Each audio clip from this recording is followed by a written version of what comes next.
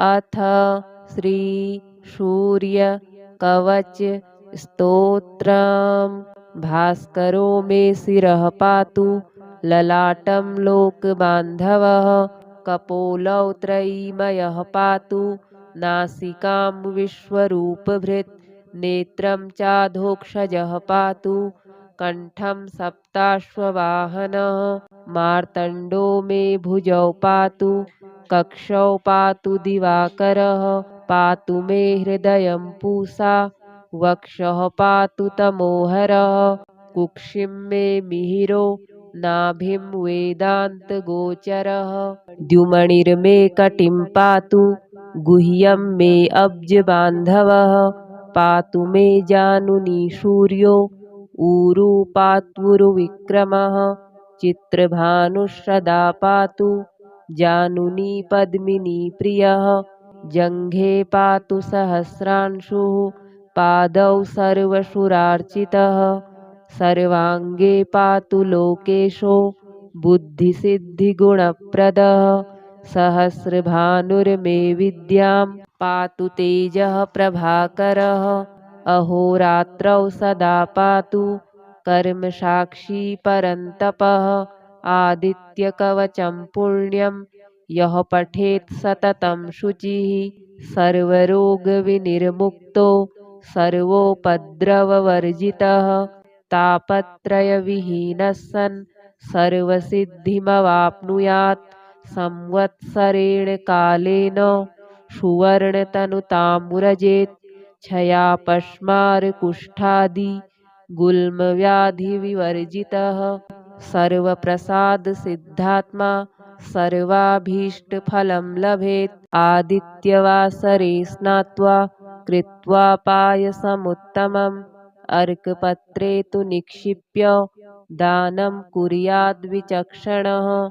एकभुक्तं व्रतं सम्यक् संवत्सरमथाचरेत्। पुत्रपौत्रान् लभेल्लोके चिरञ्जीवी भविष्यति। भास्करो मे शिरः पातु ललाटं लोकबान्धवः। कपोलौ त्रयीमयः पातु नासिकां विश्वरूपभृत्। नेत्रं चाधोक्षजः पातु कण्ठं सप्ताश्ववाहनः। मार्तण्डो मे भुजौ पातु कक्षौ पातु दिवाकरः। पातु मे हृदयं पूषा वक्षः पातु तमोहरः। कुक्षिं मे मिहिरो नाभिं वेदान्तगोचरः। द्युमणिर्मे कटिं पातु गुह्यं मे अब्जबान्धवः। पातु मे जानुनी सूर्यो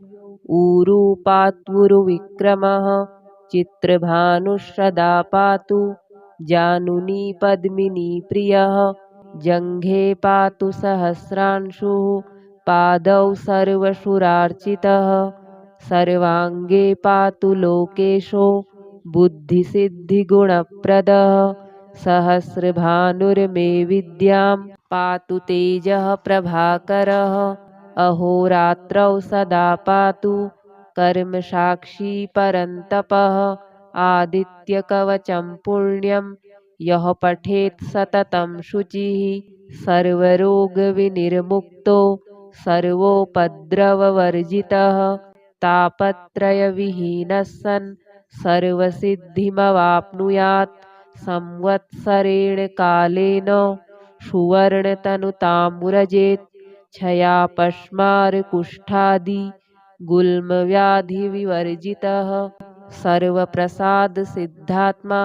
सर्वाभीष्टफलं लभेत्। आदित्यवासरे स्नात्वा कृत्वा पायसमुत्तमम् अर्कपत्रे तु निक्षिप्य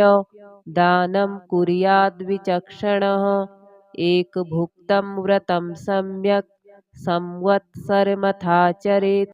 पुत्रपौत्रान् लभेल्लोके चिरञ्जीवी भविष्यति। भास्करो मे शिरः पातु ललाटं लोकबान्धवः। कपोलौ त्रयीमयः पातु नासिकां विश्वरूपभृत्। नेत्रं चाधोक्षजः पातु कण्ठं सप्ताश्ववाहनः मार्तण्डो मे भुजौ पातु कक्षौ पातु दिवाकरः पातु मे हृदयं पूषा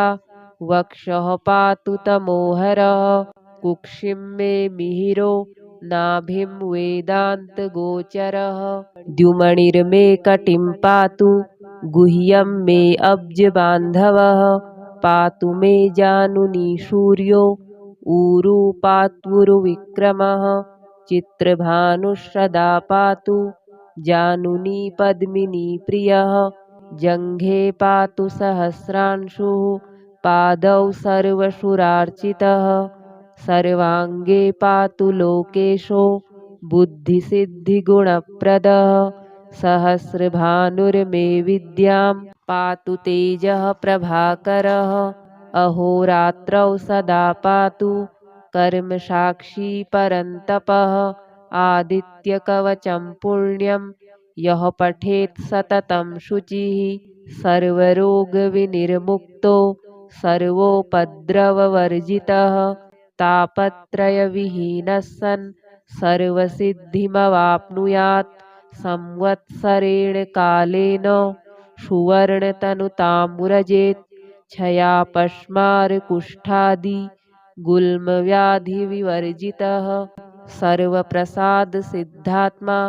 सर्वाभीष्टफलं लभेत् आदित्यवासरे स्नात्वा कृत्वा पायसमुत्तमम् अर्कपत्रे तु निक्षिप्य दानं कुर्याद्विचक्षणः एकभुक्तं व्रतं सम्यक् संवत्सरमथाचरेत् पुत्रपौत्रान् लभेल्लोके चिरञ्जीवी भविष्यति भास्करो मे शिरः पातु ललाटं लोकबान्धवः कपोलौ त्रयीमयः पातु नासिकां विश्वरूपभृत् नेत्रं चाधोक्षजः पातु कण्ठं सप्ताश्ववाहनः मार्तण्डो मे भुजौ पातु कक्षौ पातु दिवाकरः पातु मे हृदयं पूषा वक्षः पातु तमोहरः कुक्षिं मे मिहिरो नाभिं वेदान्तगोचरः द्युमणिर्मे कटिं पातु गुह्यं मे अब्जबान्धवः पातु मे जानुनी सूर्यो ऊरू पात्वुरुविक्रमः चित्रभानुश्रदा पातु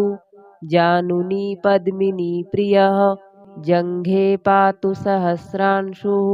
पादौ सर्वशुरार्चितः सर्वाङ्गे पातु लोकेशो बुद्धिसिद्धिगुणप्रदः सहस्रभानुर्मे विद्यां पातु तेजः प्रभाकरः अहोरात्रौ सदा पातु कर्मसाक्षी परन्तपः आदित्यकवचं पुण्यं यः पठेत् सततं शुचिः सर्वरोगविनिर्मुक्तो सर्वोपद्रववर्जितः तापत्रयविहीनः सन् सर्वसिद्धिमवाप्नुयात् संवत्सरेण कालेन सुवर्णतनुतामुरजेत् क्षयापश्मारकुष्ठादि गुल्मव्याधिविवर्जितः सर्वप्रसादसिद्धात्मा सर्वाभीष्टफलं लभेत् आदित्यवासरे स्नात्वा कृत्वा पायसमुत्तमम् अर्कपत्रे तु निक्षिप्य दानं कुर्याद्विचक्षणः एकभुक्तं व्रतं सम्यक् संवत्सरमथाचरेत् पुत्रपौत्रान् लभेल्लोके चिरञ्जीवी भविष्यति भास्करो मे शिरः पातु ललाटं लोकबान्धवः कपोलौ त्रयीमयः पातु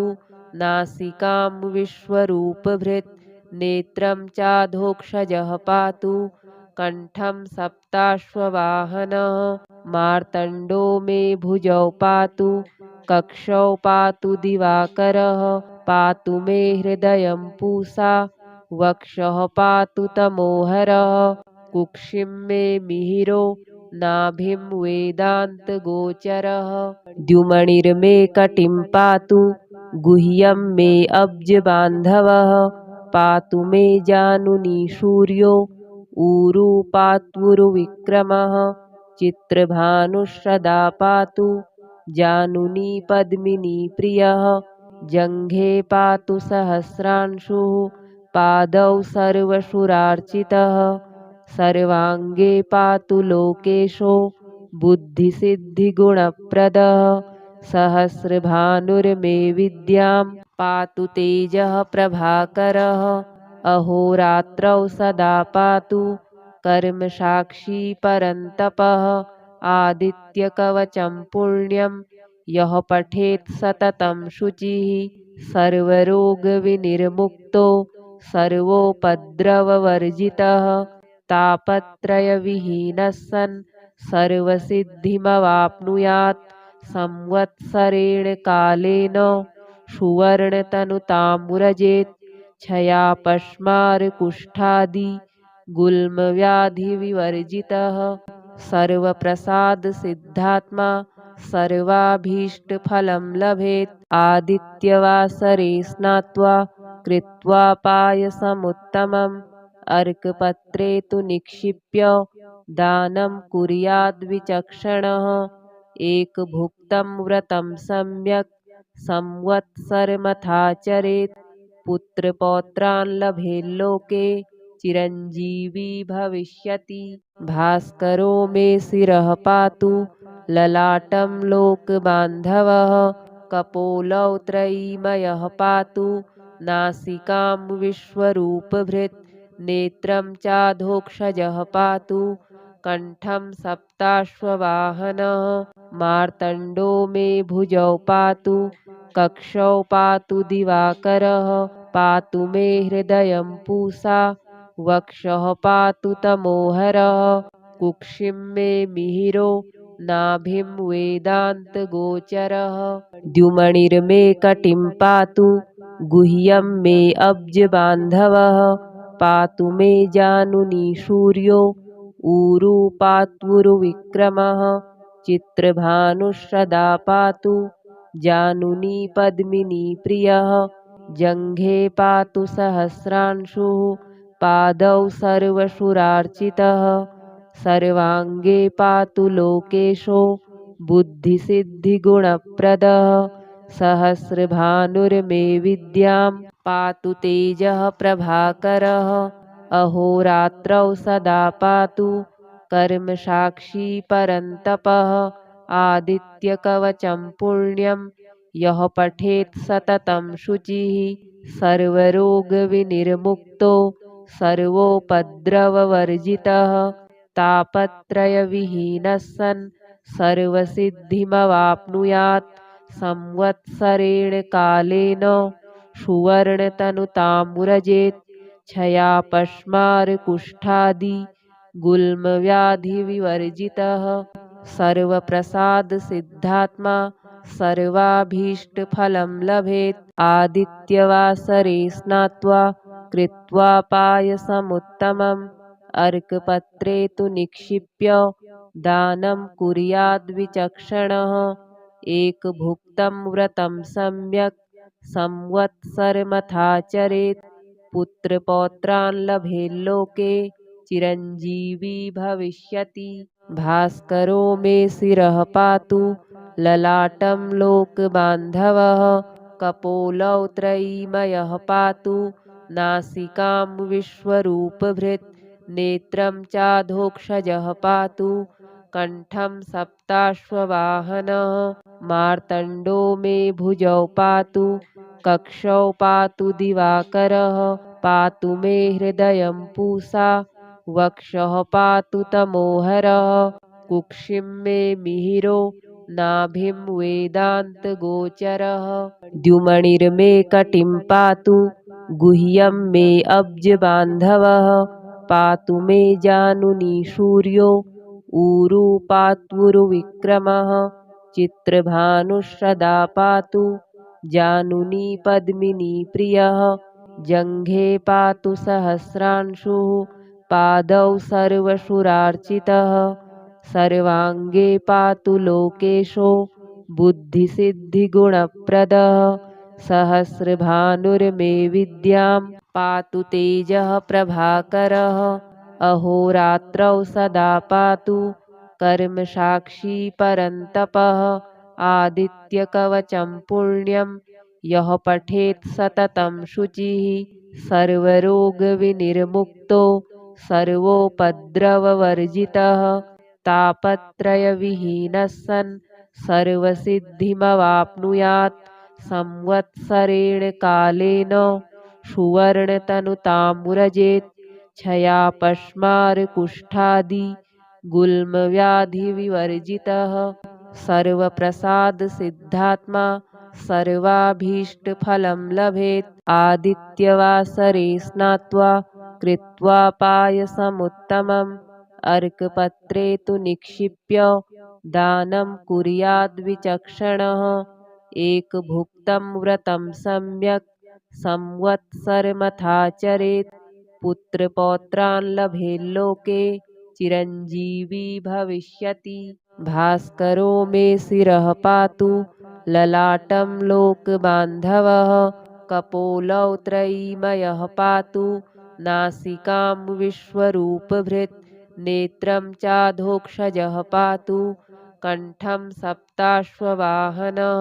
मार्तण्डो मे भुजौ पातु कक्षौ पातु दिवाकरः पातु मे हृदयं पूषा वक्षः पातु तमोहरः कुक्षिं मे मिहिरो नाभिं वेदान्तगोचरः द्युमणिर्मे कटिं पातु गुह्यं मे अब्जबान्धवः पातु मे जानुनी सूर्यो ऊरू पात्वुरुविक्रमः चित्रभानुः पातु जानुनी पद्मिनी प्रियः जङ्घे पातु सहस्रांशुः पादौ सर्वसुरार्चितः सर्वाङ्गे पातु लोकेशो बुद्धिसिद्धिगुणप्रदः सहस्रभानुर्मे विद्यां पातु तेजः प्रभाकरः अहोरात्रौ सदा पातु कर्मसाक्षी परन्तपः आदित्यकवचं पुण्यं यः पठेत् सततं शुचिः सर्वरोगविनिर्मुक्तो सर्वोपद्रववर्जितः तापत्रयविहीनः सन् सर्वसिद्धिमवाप्नुयात् संवत्सरेण कालेन सुवर्णतनुतामुरजेत् क्षयापश्मारकुष्ठादि गुल्मव्याधिविवर्जितः सर्वप्रसादसिद्धात्मा सर्वाभीष्टफलं लभेत् आदित्यवासरे स्नात्वा कृत्वा पायसमुत्तमम् अर्कपत्रे तु निक्षिप्य दानं कुर्याद्विचक्षणः एकभुक्तं व्रतं सम्यक् संवत्सरमथाचरेत् पुत्रपौत्रान् लभेल्लोके चिरञ्जीवी भविष्यति भास्करो मे शिरः पातु ललाटं लोकबान्धवः कपोलौ त्रयीमयः पातु नासिकां विश्वरूपभृत् नेत्रं चाधोक्षजः पातु कण्ठं सप्ताश्ववाहनः मार्तण्डो मे भुजौ पातु कक्षौ पातु दिवाकरः पातु मे हृदयं पूषा वक्षः पातु तमोहरः कुक्षिं मे मिहिरो नाभिं वेदान्तगोचरः द्युमणिर्मे कटिं पातु गुह्यं मे अब्जबान्धवः पातु मे जानुनी सूर्यो ऊरू पात्वुरुविक्रमः चित्रभानुः पातु जानुनी पद्मिनी प्रियः जङ्घे पातु सहस्रांशुः पादौ सर्वसुरार्चितः सर्वाङ्गे पातु लोकेशो बुद्धिसिद्धिगुणप्रदः सहस्रभानुर्मे विद्यां पातु तेजः प्रभाकरः अहोरात्रौ सदा पातु कर्मसाक्षी परन्तपः आदित्यकवचं पुण्यं यः पठेत् सततं शुचिः सर्वरोगविनिर्मुक्तो सर्वोपद्रववर्जितः तापत्रयविहीनः सन् सर्वसिद्धिमवाप्नुयात् संवत्सरेण कालेन सुवर्णतनुतामुरजेत् क्षयापश्मारकुष्ठादि गुल्मव्याधिविवर्जितः सर्वप्रसादसिद्धात्मा सर्वाभीष्टफलं लभेत् आदित्यवासरे स्नात्वा कृत्वा पायसमुत्तमम् अर्कपत्रे तु निक्षिप्य दानं कुर्याद्विचक्षणः एकभुक्तं व्रतं सम्यक् संवत्सरमथाचरेत् पुत्रपौत्रान् लभेल्लोके चिरञ्जीवी भविष्यति भास्करो मे शिरः पातु ललाटं लोकबान्धवः कपोलौ त्रयीमयः पातु नासिकां विश्वरूपभृत् नेत्रं चाधोक्षजः पातु कण्ठं सप्ताश्ववाहनः मार्तण्डो मे भुजौ पातु कक्षौ पातु दिवाकरः पातु मे हृदयं पूषा वक्षः पातु तमोहरः कुक्षिं मे मिहिरो नाभिं वेदान्तगोचरः द्युमणिर्मे कटिं पातु गुह्यं मे अब्जबान्धवः पातु मे जानुनी सूर्यो ऊरू पात्वुरुविक्रमः चित्रभानुश्रदा पातु जानुनी पद्मिनी प्रियः जङ्घे पातु सहस्रांशुः पादौ सर्वशुरार्चितः सर्वाङ्गे पातु लोकेशो बुद्धिसिद्धिगुणप्रदः सहस्रभानुर्मे विद्यां पातु तेजः प्रभाकरः अहोरात्रौ सदा पातु कर्मसाक्षी परन्तपः आदित्यकवचं पुण्यं यः पठेत् सततं शुचिः सर्वरोगविनिर्मुक्तो सर्वोपद्रववर्जितः तापत्रयविहीनः सन् सर्वसिद्धिमवाप्नुयात् संवत्सरेण कालेन सुवर्णतनुतामुरजेत् क्षयापश्मारकुष्ठादि गुल्मव्याधिविवर्जितः सर्वप्रसादसिद्धात्मा सर्वाभीष्टफलं लभेत् आदित्यवासरे स्नात्वा कृत्वा पायसमुत्तमम् अर्कपत्रे तु निक्षिप्य दानं कुर्याद्विचक्षणः एकभुक्तं व्रतं सम्यक् संवत्सरमथाचरेत् पुत्रपौत्रान् लभेल्लोके चिरञ्जीवी भविष्यति भास्करो मे शिरः पातु ललाटं लोकबान्धवः कपोलौ त्रयीमयः पातु नासिकां विश्वरूपभृत् नेत्रं चाधोक्षजः पातु कण्ठं सप्ताश्ववाहनः मार्तण्डो मे भुजौ पातु कक्षौ पातु दिवाकरः पातु मे हृदयं पूषा वक्षः पातु तमोहरः कुक्षिं मे मिहिरो नाभिं वेदान्तगोचरः द्युमणिर्मे कटिं पातु गुह्यं मे अब्जबान्धवः पातु मे जानुनी सूर्यो ऊरू पात्वुरुविक्रमः चित्रभानुश्रदा पातु जानुनी पद्मिनी प्रियः जङ्घे पातु सहस्रांशुः पादौ सर्वशुरार्चितः सर्वाङ्गे पातु लोकेशो बुद्धिसिद्धिगुणप्रदः सहस्रभानुर्मे विद्यां पातु तेजः प्रभाकरः अहोरात्रौ सदा पातु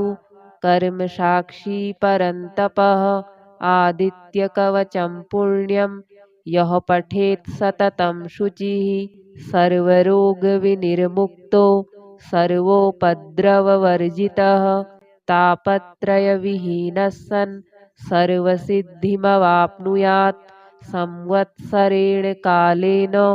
सुवर्णतनुतामुरजेत् क्षयापश्मारकुष्ठादि गुल्मव्याधिविवर्जितः सर्वप्रसादसिद्धात्मा सर्वाभीष्टफलं लभेत् आदित्यवासरे स्नात्वा कृत्वा पायसमुत्तमम् अर्कपत्रे तु निक्षिप्य दानं कुर्याद्विचक्षणः एकभुक्तं व्रतं सम्यक् संवत्सरमथाचरेत् पुत्रपौत्रान् लभेल्लोके चिरञ्जीवी भविष्यति। भास्करो मे शिरः पातु ललाटं लोकबान्धवः कपोलौ त्रयीमयः पातु नासिकां विश्वरूपभृत् नेत्रं चाधोक्षजः पातु कण्ठं सप्ताश्ववाहनः मार्तण्डो मे भुजौ पातु कक्षौ पातु दिवाकरः पातु मे हृदयं पूषा वक्षः पातु तमोहरः कुक्षिं मे मिहिरो नाभिं वेदान्तगोचरः द्युमणिर्मे कटिं पातु गुह्यं मे अब्जबान्धवः पातु मे जानुनी सूर्यो ऊरू पात्वुरुविक्रमः चित्रभानुश्रदा पातु जानुनी पद्मिनी प्रियः जङ्घे पातु सहस्रांशुः पादौ सर्वशुरार्चितः सर्वाङ्गे पातु लोकेशो बुद्धिसिद्धिगुणप्रदः सहस्रभानुर्मे विद्यां पातु तेजः प्रभाकरः अहोरात्रौ सदा पातु कर्मसाक्षी परन्तपः आदित्यकवचं पुण्यं यः पठेत् सततं शुचिः सर्वरोगविनिर्मुक्तो सर्वोपद्रववर्जितः तापत्रयविहीनः सन् सर्वसिद्धिमवाप्नुयात् संवत्सरेण कालेन सुवर्णतनुतामुरजेत् क्षयापश्मारकुष्ठादि गुल्मव्याधिविवर्जितः सर्वप्रसादसिद्धात्मा सर्वाभीष्टफलं लभेत् आदित्यवासरे स्नात्वा कृत्वा पायसमुत्तमम् अर्कपत्रे तु निक्षिप्य दानं कुर्याद्विचक्षणः एकभुक्तं व्रतं सम्यक् संवत्सरमथाचरेत् पुत्रपौत्रान् लभेल्लोके चिरञ्जीवी भविष्यति। भास्करो मे शिरः पातु ललाटं लोकबान्धवः कपोलौ त्रयीमयः पातु नासिकां विश्वरूपभृत् नेत्रं चाधोक्षजः पातु कण्ठं सप्ताश्ववाहनः मार्तण्डो मे भुजौ पातु कक्षौ पातु दिवाकरः पातु मे हृदयं पूषा वक्षः पातु तमोहरः कुक्षिं मे मिहिरो नाभिं वेदान्तगोचरः द्युमणिर्मे कटिं पातु गुह्यं मे अब्जबान्धवः पातु मे जानुनी सूर्यो ऊरू पात्वुरुविक्रमः चित्रभानुश्रदा पातु जानुनी पद्मिनी प्रियः जङ्घे पातु सहस्रांशुः पादौ सर्वशुरार्चितः सर्वाङ्गे पातु लोकेशो बुद्धिसिद्धिगुणप्रदः सहस्रभानुर्मे विद्यां पातु तेजः प्रभाकरः अहोरात्रौ सदा पातु कर्मसाक्षी परन्तपः आदित्यकवचं पुण्यं यः पठेत् सततं शुचिः सर्वरोगविनिर्मुक्तो सर्वोपद्रववर्जितः तापत्रयविहीनः सन् सर्वसिद्धिमवाप्नुयात् संवत्सरेण कालेन सुवर्णतनुतामुरजेत् क्षयापश्मारकुष्ठादि गुल्मव्याधिविवर्जितः सर्वप्रसादसिद्धात्मा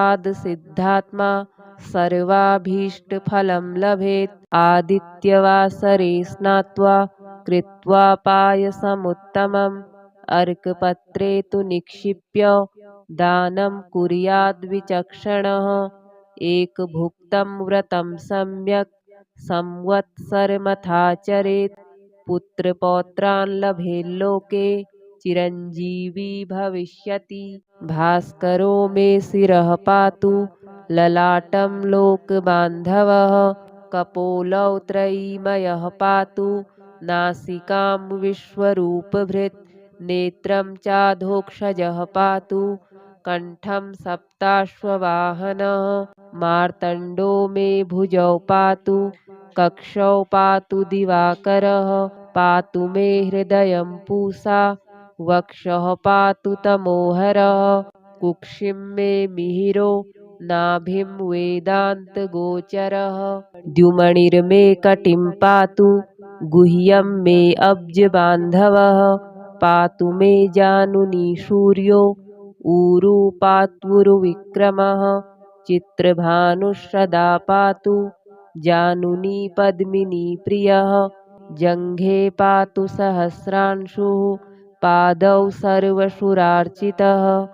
सर्वाङ्गे पातु लोकेशो बुद्धिसिद्धिगुणप्रदः सहस्रभानुर्मे विद्यां पातु तेजः प्रभाकरः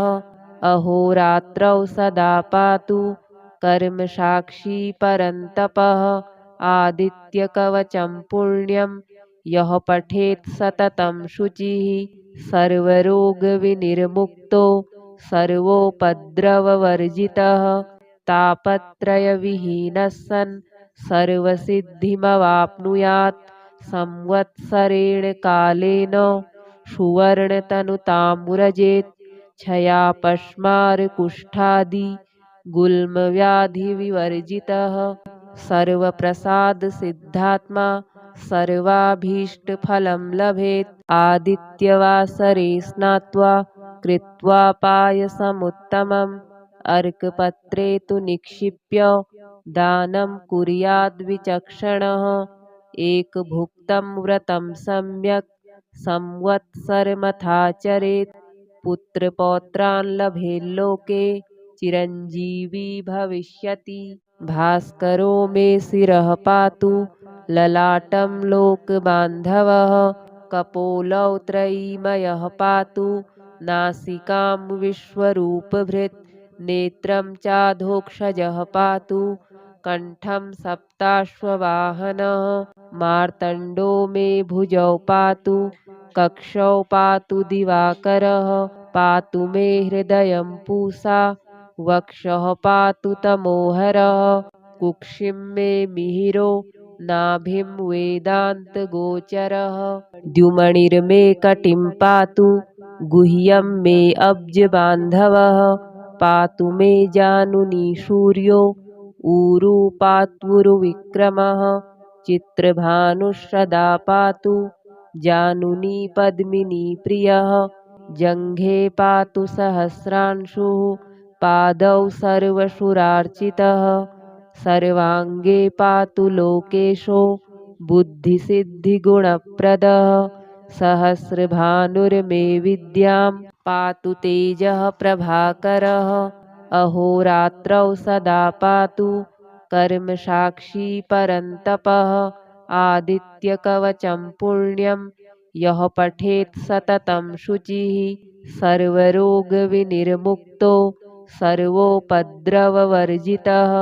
तापत्रयविहीनः सन् सर्वसिद्धिमवाप्नुयात् संवत्सरेण कालेन सुवर्णतनुतामुरजेत् क्षयापश्मारकुष्ठादि गुल्मव्याधिविवर्जितः सर्वप्रसादसिद्धात्मा सर्वाभीष्टफलं लभेत् आदित्यवासरे स्नात्वा कृत्वा पायसमुत्तमम् अर्कपत्रे तु निक्षिप्य दानं कुर्याद्विचक्षणः एकभुक्तं व्रतं सम्यक् संवत्सरमथाचरेत् पुत्रपौत्रान् लभेल्लोके चिरञ्जीवी भविष्यति भास्करो मे शिरः पातु ललाटं लोकबान्धवः कपोलौ त्रयीमयः पातु नासिकां विश्वरूपभृत् नेत्रं चाधोक्षजः पातु कण्ठं सप्ताश्ववाहनः मार्तण्डो मे भुजौ पातु कक्षौ पातु दिवाकरः पातु मे हृदयं पूषा वक्षः पातु तमोहरः कुक्षिं मे मिहिरो नाभिं वेदान्तगोचरः द्युमणिर्मे कटिं पातु गुह्यं मे अब्जबान्धवः पातु मे जानुनी सूर्यो ऊरू पात्वुरुविक्रमः चित्रभानुश्रदा पातु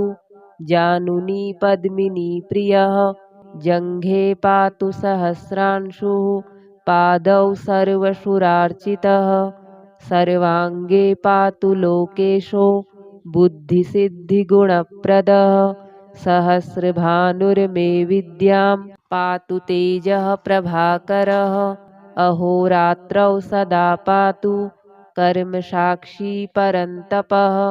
आदित्यकवचं पुण्यं यः पठेत् सततं शुचिः सर्वरोगविनिर्मुक्तो सर्वोपद्रववर्जितः तापत्रयविहीनः सन् सर्वसिद्धिमवाप्नुयात् संवत्सरेण कालेन सुवर्णतनुतामुरजेत् क्षयापश्मारकुष्ठादि गुल्मव्याधिविवर्जितः सर्वप्रसादसिद्धात्मा सर्वाभीष्टफलं लभेत् आदित्यवासरे स्नात्वा कृत्वा पायसमुत्तमम् अर्कपत्रे तु निक्षिप्य दानं कुर्याद्विचक्षणः एकभुक्तं व्रतं सम्यक् संवत्सरमथाचरेत् पुत्रपौत्रान् लभेल्लोके चिरञ्जीवी भविष्यति भास्करो मे शिरः पातु ललाटं लोकबान्धवः कपोलौ त्रयीमयः पातु नासिकां विश्वरूपभृत् नेत्रं चाधोक्षजः पातु कण्ठं सप्ताश्ववाहनः मार्तण्डो मे भुजौ पातु कक्षौ पातु दिवाकरः पातु मे हृदयं पूषा वक्षः पातु तमोहरः कुक्षिं मे मिहिरो नाभिं वेदान्तगोचरः द्युमणिर्मे कटिं पातु गुह्यं मे अब्जबान्धवः पातु मे जानुनी सूर्यो ऊरू पात्वुरुविक्रमः चित्रभानुश्रदा पातु जानुनी पद्मिनी प्रियः जङ्घे पातु सहस्रांशुः पादौ सर्वशुरार्चितः सर्वाङ्गे पातु लोकेशो बुद्धिसिद्धिगुणप्रदः सहस्रभानुर्मे विद्यां पातु तेजः प्रभाकरः अहोरात्रौ सदा पातु कर्मसाक्षी परन्तपः आदित्यकवचं पुण्यं यः पठेत् सततं शुचिः सर्वरोगविनिर्मुक्तो सर्वोपद्रववर्जितः तापत्रयविहीनः सन् सर्वसिद्धिमवाप्नुयात् संवत्सरेण कालेन सुवर्णतनुतामुरजेत् क्षयापश्मारकुष्ठादि गुल्मव्याधिविवर्जितः सर्वप्रसादसिद्धात्मा सर्वाभीष्टफलं लभेत् आदित्यवासरे स्नात्वा कृत्वा पायसमुत्तमम्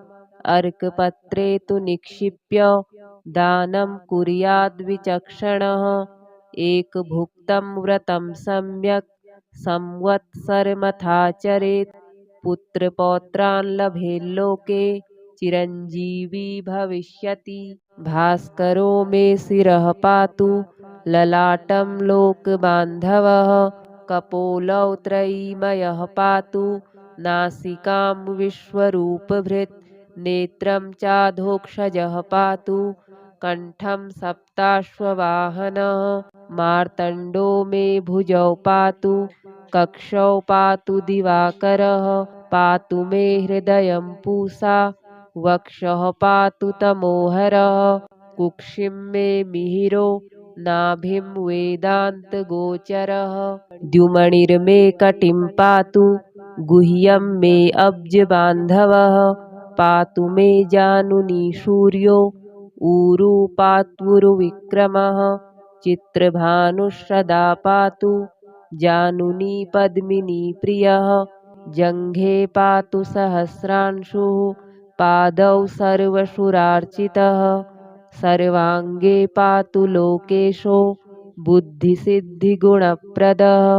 सहस्रभानुर्मे विद्यां पातु तेजः प्रभाकरः अहोरात्रौ सदा पातु कर्मसाक्षी परन्तपः आदित्यकवचं पुण्यं यः पठेत् सततं शुचिः सर्वरोगविनिर्मुक्तो सर्वोपद्रववर्जितः तापत्रयविहीनः सन् सर्वसिद्धिमवाप्नुयात् संवत्सरेण कालेन सुवर्णतनुतामुरजेत् क्षयापश्मारकुष्ठादि गुल्मव्याधिविवर्जितः सर्वप्रसादसिद्धात्मा सर्वाभीष्टफलं लभेत् आदित्यवासरे स्नात्वा कृत्वा पायसमुत्तमम् अर्कपत्रे तु निक्षिप्य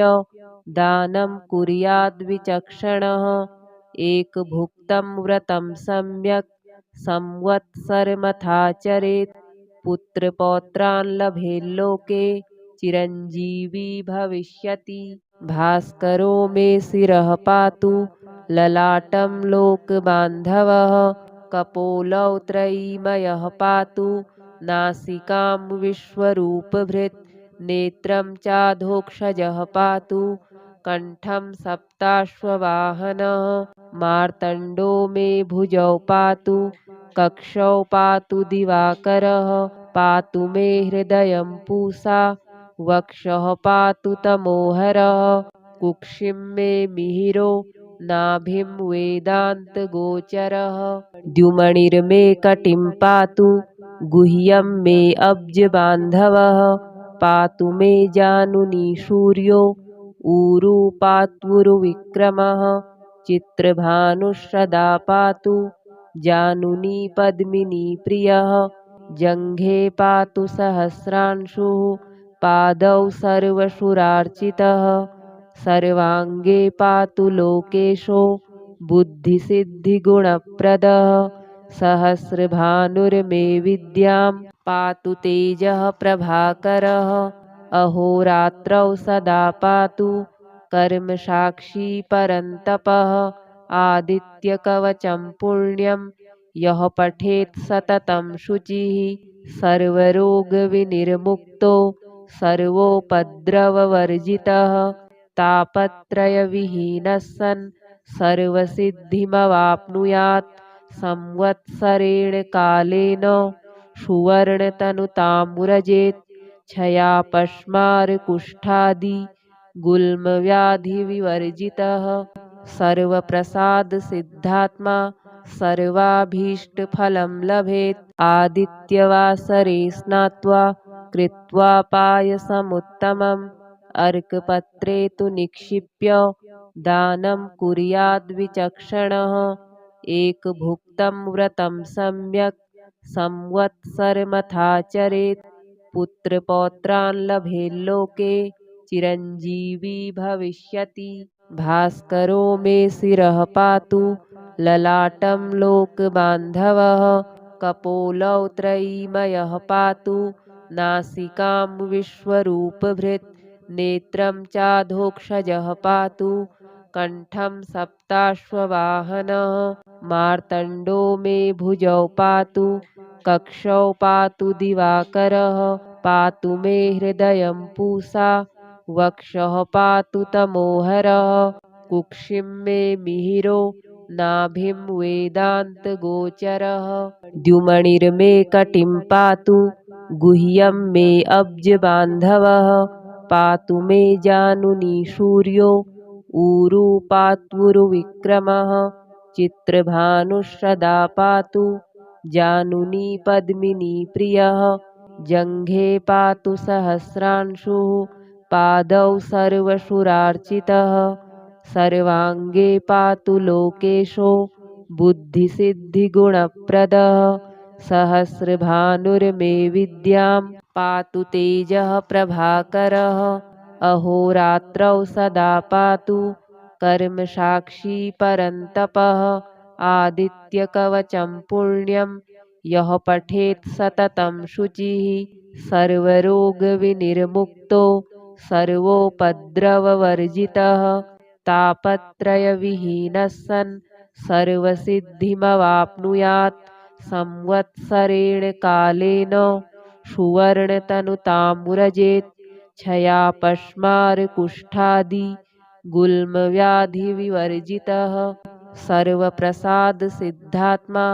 सर्वाभीष्टफलं लभेत् आदित्यवासरे स्नात्वा